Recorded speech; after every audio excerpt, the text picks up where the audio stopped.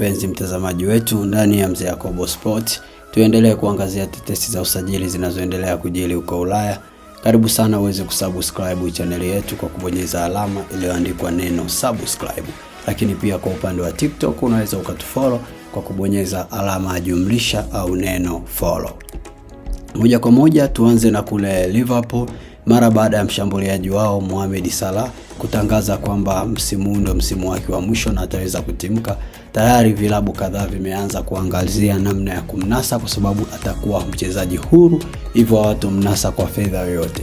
Na timu ya kwanza ni Al Ittihad ambao mwanzoni mwaka 2023 walipeleka ofa nono ya euro milioni 150 ili kuweza kuinasa saini ya Mohamed Salah, lakini Liverpool walitupilia mbali kwa sababu nyakati zile walikuwa bado wanamhitaji. Hivyo Al Ittihad sasa wameona opportunity kwao kumnasa Salah bure pasipo kulipa kiasi chochote kwa klabu yake ya Liverpool. Hivyo wameanza mazungumzo chini kwa chini na Mohamed Salah mwenye umri wa miaka 33 ili kuona kama wataweza kumshawishi aweze kujiunga nao moja kwa moja. Kwingineko tukibakia hapo Liverpool wamekuwa wakiwasiliana mara kwa mara na kocha wa zamani wa Real Madrid Xabi Alonso ambaye aliwahi kushinda ligi ya mabingwa akiwa mchezaji wa klabu hiyo, na Mhispania huyo yuko tayari kuchukua nafasi ya Arne Slot msimu huu iwapo masharti fulani yatatimizwa.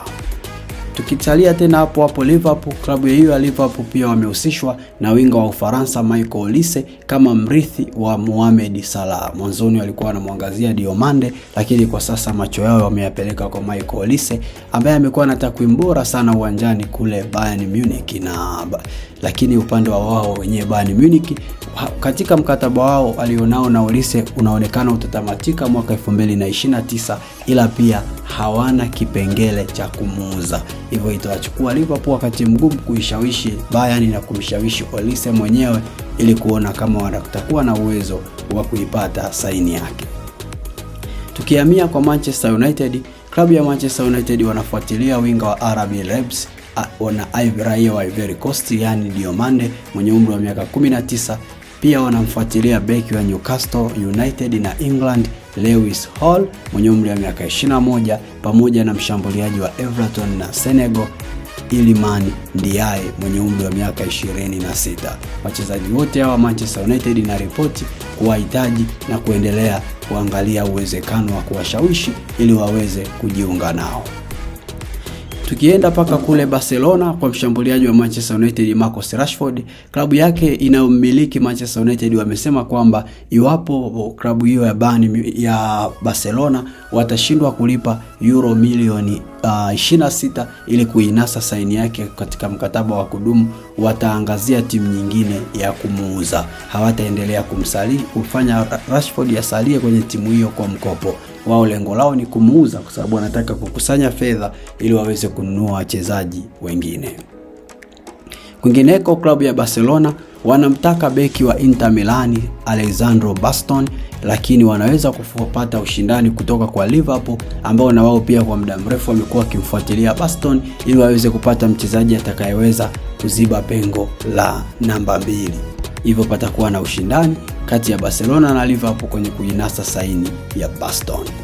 Kwingineko, winga wa Brazil Vinicius Junior amesema anafikiria kubaki Real Madrid kwa muda mrefu, huku mchezaji huyo mwenye umri wa miaka 25 akitarajia kusaini kandarasi mpya na klabu yake ya Real Madrid. Hiyo inachochewa mara baada ya vilabu kadhaa kuonyesha nia ya kumhitaji Vinicius, lakini Vinicius amesema yeye anatarajia kuendelea kusalia zaidi katika timu yake. Tukienda kule Chelsea darajani, klabu ya Chelsea na kiungo wao yule Moses Caicedo mwenye umri wa miaka 24 amesema hana mpango wa kuondoka klabuni hapo licha ya kuhusishwa na klabu ya Real Madrid kuwa wanamhitaji Caicedo, lakini Caicedo mwenyewe amesema hayuko tayari kuondoka katika klabu yake ya Chelsea, ataendelea kuitumikia. Kwingineko, klabu ya Juventus wako tayari kufikia makubaliano ya mkataba mpya na mshambuliaji wao Dusan Vlahovic ambaye mwanzoni alihusishwa kwenda Bayern pamoja na klabu ile ya Barcelona, lakini wamefikia muafaka kwamba Vlahovic atasaini mkataba mpya na muda si mrefu wataweza kulitangaza jambo hilo. Basi tumefika tamati. Karibu subscribe channel yetu na kutufollow. Bye bye.